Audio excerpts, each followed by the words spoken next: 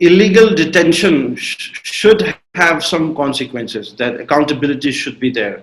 And so this is a question of accountability, that that in a democracy people may give you power, but if you misuse it, then you should also have, a question of accountability.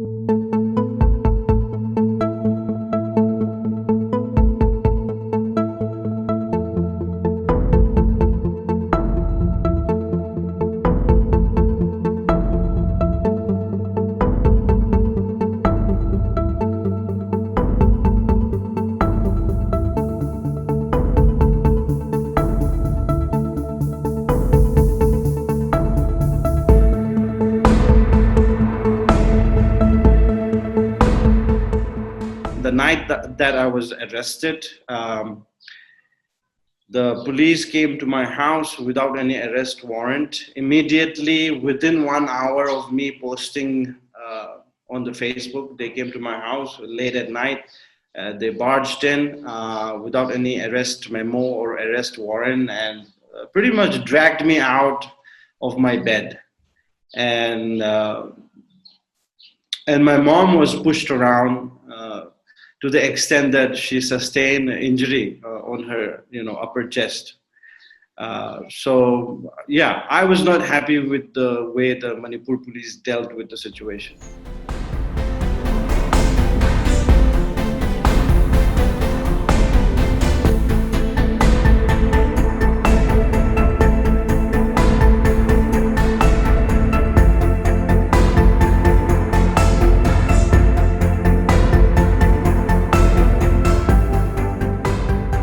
The first thing that came to my mind is that this is a political vindictiveness because of my outspoken criticism of BJP government here in Manipur, especially the current chief minister. I've always thought that NSA by itself is not very constitutional because NSA is a provision for preventive detention, and I'm not really supportive of preventive detention of any kind. Regardless of its draconian nature, I thought charging me with NSA on the very same day that the district court released me was a very vindictive a very vindictive political action from the current administration, because they were perhaps not very satisfied with the judicial decisions, and so they took a tool from the constitution which is extrajudicial in some sense. It takes a toll emotionally, mentally, and by the way, financially as well, because dealing with all these litigations require a lot of financial investment, I guess you can put it, if you can put it that way. And what I'm not really happy about is the sort of mental harassment that my family has to go through, especially my aged father and mother. My mom and dad, they have to go through this harassment constantly. So I'm not very happy with that. It also makes you very reflective about the work that you do. To some extent, it is a trial, constantly sort of pushing you to ask tough questions about the choices that you have made. At the same time, it could either weaken you or, confirm your convictions even more, in some sense, embolden you. So I try to be on the positive side, which is that, I knew before I got into political activism here in Manipur that the road ahead would not be easy.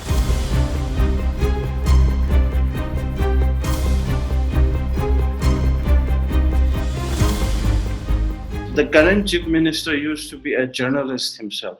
And so, he has a pretty good network within the, media houses here locally in Manipur. And so how I feel is that, and this may not be true for Manipur BJP, but this I think is certainly true for the current chief minister, Mr. Biren Singh.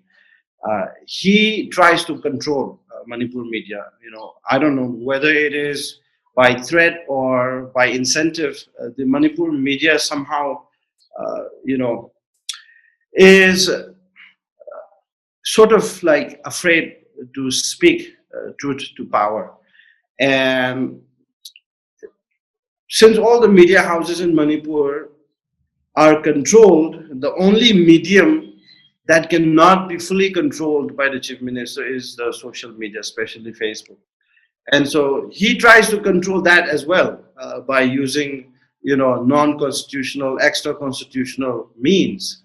And so my case is a clear case of executive abuse by the chief minister.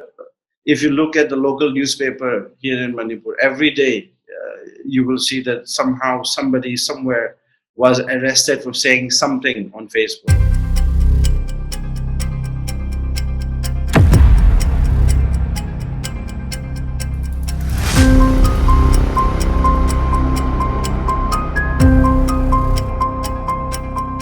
My legal team is pursuing the two things. One is compensation. Another one is to the legal term, I think, is to fix accountability for this illegal detention. Some compensation is due, including the cost of litigation. Going to Supreme Court is not an easy task. Illegal detention should have some consequences. That accountability should be there. And so this is a question of accountability, that in a democracy, people may give you power, but if you misuse it, then you should also have, a question of accountability. Because what we are claiming in the Supreme Court is that my fundamental right, Article 21, was violated. And so this should set a precedent for future, administrations, so that no one, not you, not me, no one innocent should be unnecessarily harassed and put into jail for more than 2 months. So that's why I think it is very important that we pursue this compensation. There is no space for dissent anymore, because, every time you speak something against the government or critique the government, they feel very insecure about it, and that partly is because the Manipur government, which was formed almost 5 years ago, did not get a full mandate from the people of Manipur. In fact, Congress party was the largest winning party in that election. But instead of inviting the Congress party to form a government, the governor of Manipur invited the BJP. And BJP somehow, using the muscle power and money power, patched together a very shaky coalition, which, by the way, was collapsing many times during these 5 years. It was very unstable. So I think the BJP government feels very insecure when somebody criticizes them, precisely because they had a really weak coalition. And so because of that insecurity, anybody who is publicly critiquing them or expressing their dissent, they come down even harder.